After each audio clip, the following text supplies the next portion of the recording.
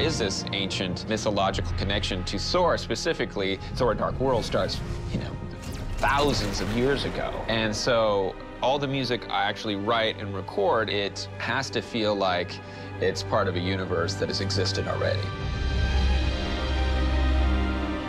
We have now a post-Avengers Thor, and he's a different guy. He was the son of Odin, but he hadn't really come to his own as a god. And so after Avengers, there's a gravitas that's brought to this story.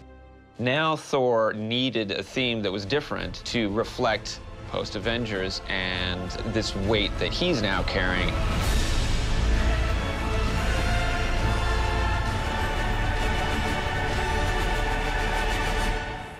With the thematic approach to these characters, Thor is the central figure, but what I wanted to do was make Thor kind of present throughout. The first thing I did was write this kind of suite that would connect. I actually wrote a theme that's like the Asgard theme.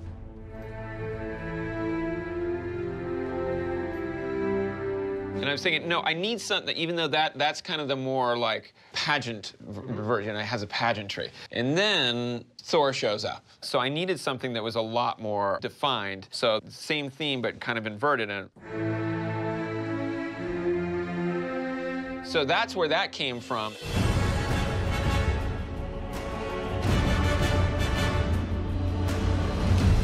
Then that goes into a different theme that connects, which is Odin. So you kind of have this whole family kind of thing going on there. Then you can change up the themes. Good. I'm thinking that the horn and trombone line at 45 through 46 is coming in a little bit strong for what's on picture. All this had to dovetail in a way with kind of the central character that turns the entire story on its head, which is Loki. And how do you take a family theme and take Loki and turn it on its edge? So what we did is, instead of going big and arch and villainous, and all of a sudden we pulled it way back, and his theme is in the heart. It needs to be, yeah, a little more ethereal. He embodies so much potential to be villainous. He sometimes fights it.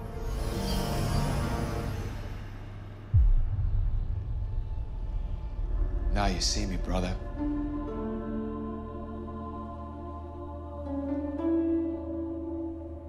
With Loki, it's so complicated that instead of playing his villainy, it was playing the mind of Loki, how he was always trying to plan. That static, no chord change, kind of open melody plays to his mischief, but his genius. It's still within, it's not so soloistic. So play in the same style as you would have, but just maybe a little bit more. The music required human beings playing in a giant room. You need epic size. And the London Philharmonic and the London Philharmonic both played on this score.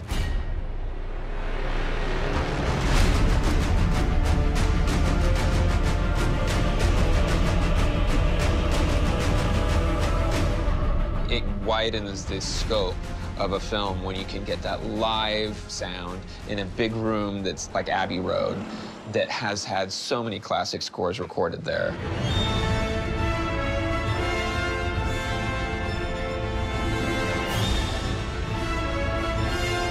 It's always my goal to hopefully do something where people see it, and even though it's the first time, that somehow they kind of retroactively hear it, and it's like you're building in nostalgia for something that is brand new, but feels like it's connected in an old way.